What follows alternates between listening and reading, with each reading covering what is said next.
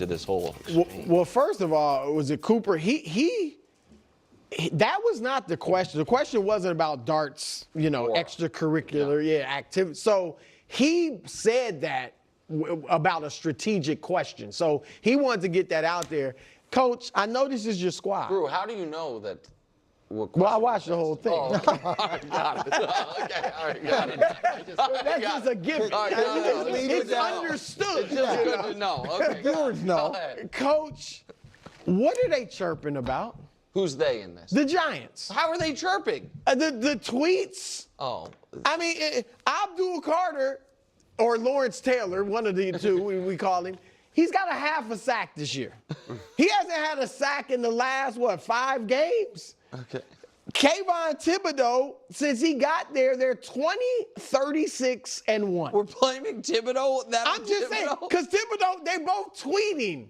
What are you chirping about? Can I ask you a question? What is You're 2 and 4. I mean, right now they're sitting atop the rugged AFC West. I mean, they've done more than the Giants. And look, this is gonna sound crazy. No. I actually think the Giants have a shot. Yeah, that doesn't sound right. crazy. Like I thought about going. I considering it for my upset alert, but I don't know why they're chirping because they haven't done anything yet. And they're talking like they've done something.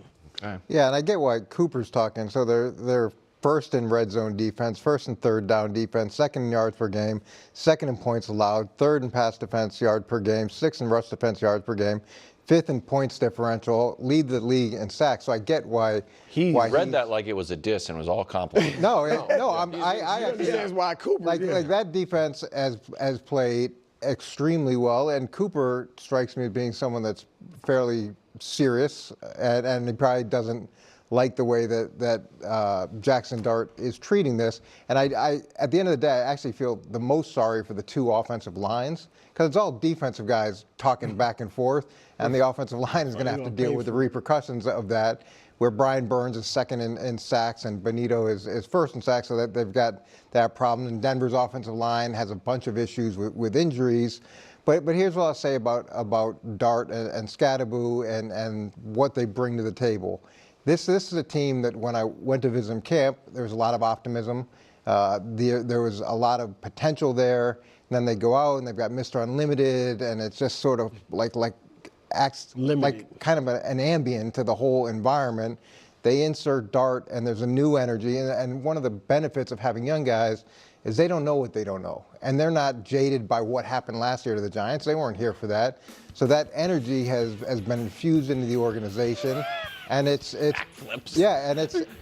not only transferred to the offensive side. I mean, it's the people covering the games are getting excited. It's been contagious, and it's carried over to the defensive side as well.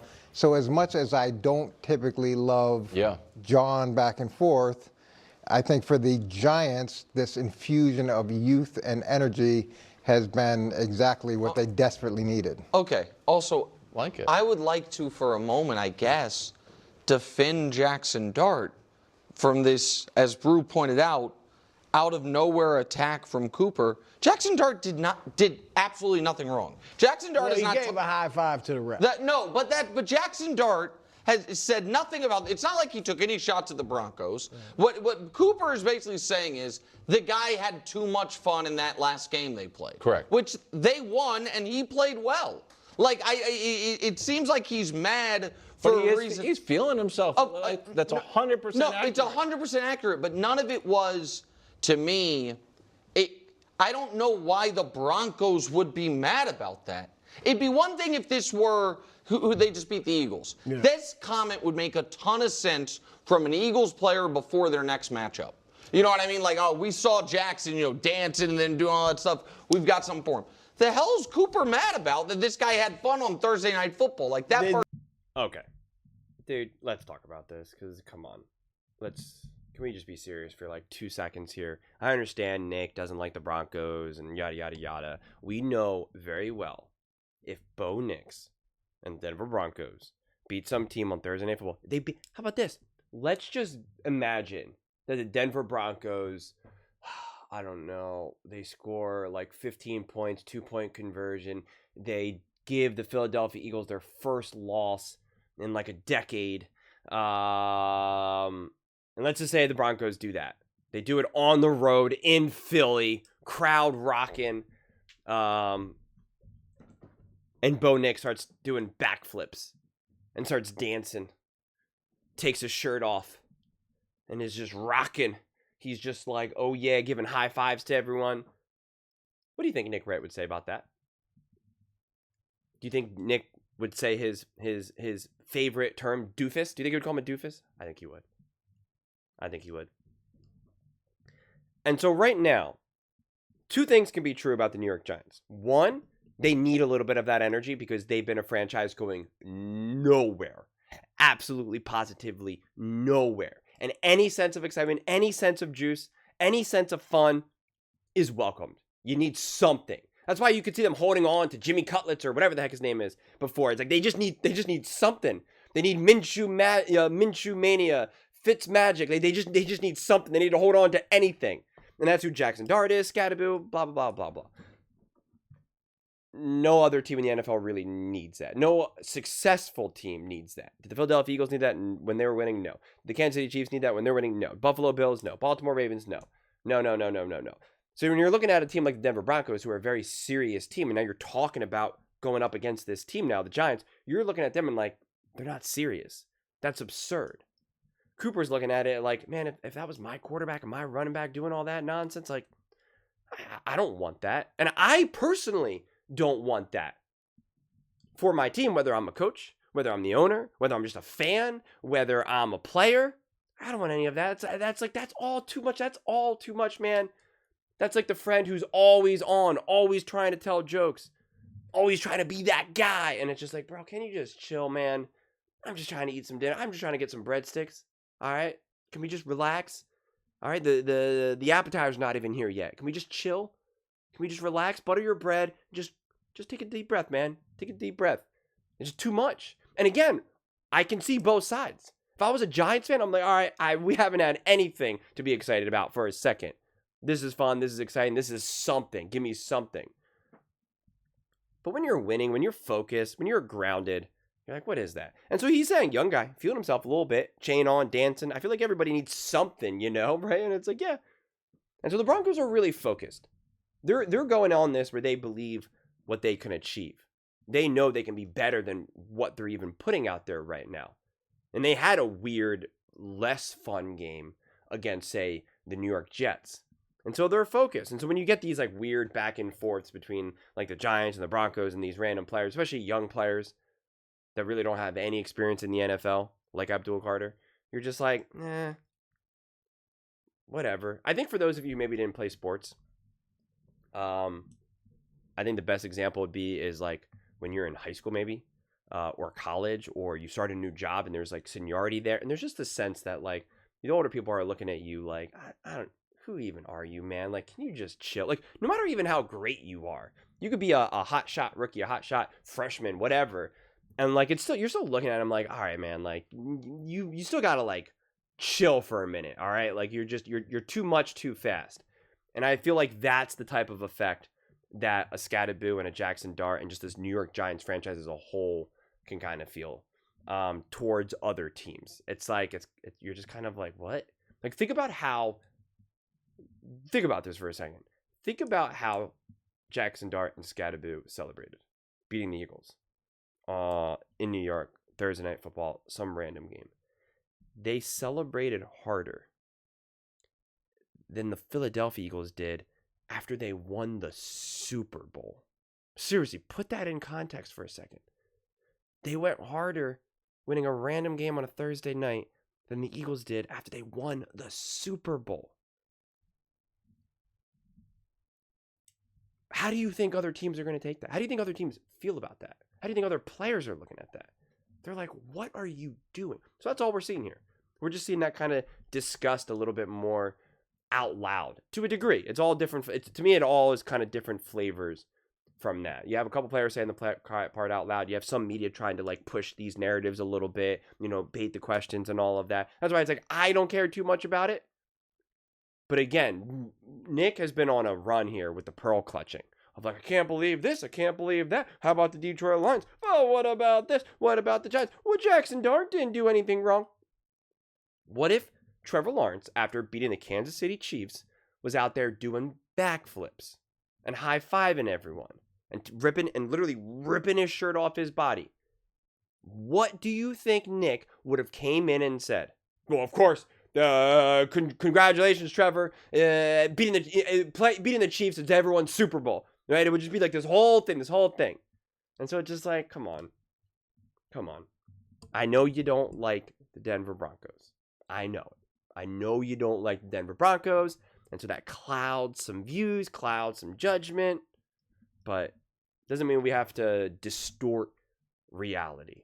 And so the Broncos do need to be a team that can humble a team like the Giants. This is a really, really incredibly important game for the Denver Broncos.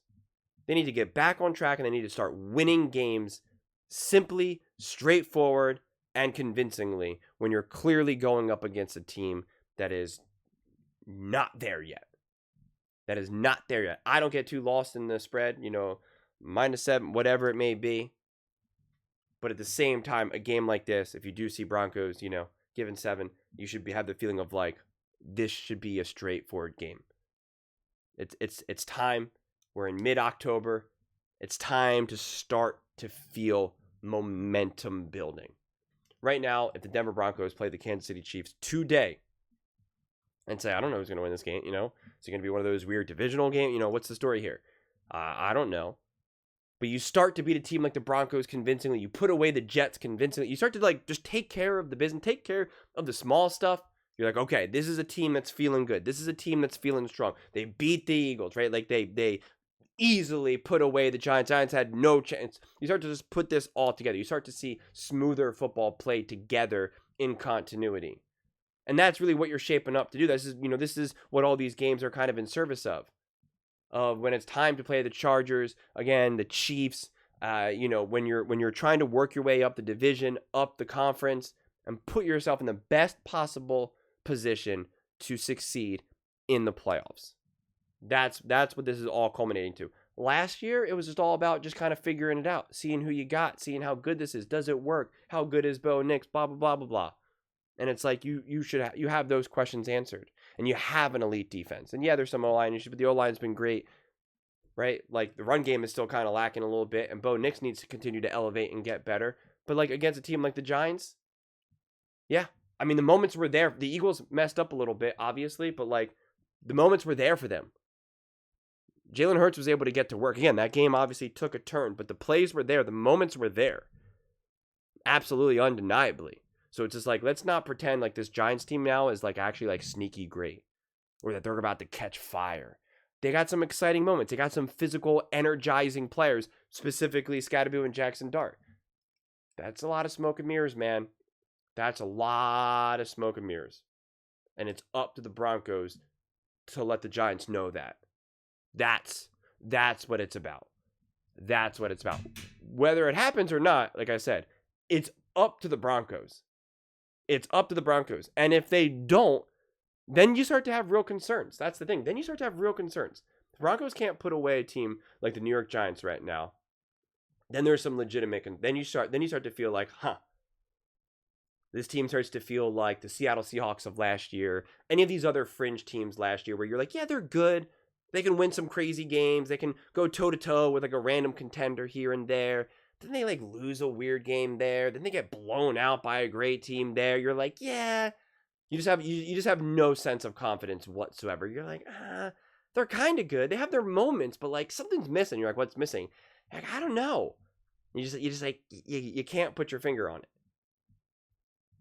A game against the Giants is a clarity game. I always talk about barometer games and clarity games. A game against the Giants is a clarity game. Clarify who you are as a team. Clarify how great you are. Those are just my thoughts. I'd absolutely love to hear yours. What do you guys all think about the Denver Broncos and this whole back and forth and whether it's good, whether it's not good, what it all means, why they're doing it, how you feel about the Broncos taking on the Giants? if the Giants have a legitimate chance or not. Let me know in the comments below. I read every single comment. So whether you agree with me or disagree with me, either way, let's get in some discussions. Let's get in some fights. But ultimately, let's just have some fun. And please do consider subscribing. We are building an amazing community here and absolutely love to see you part of it. I want to build something that we all generally feel connected to. Something that we're really excited to be part of. I think we're on our way to doing it. Please don't forget to give this video a thumbs up, as it really does help with the visibility and the algorithm. Thank you so much. See you next time.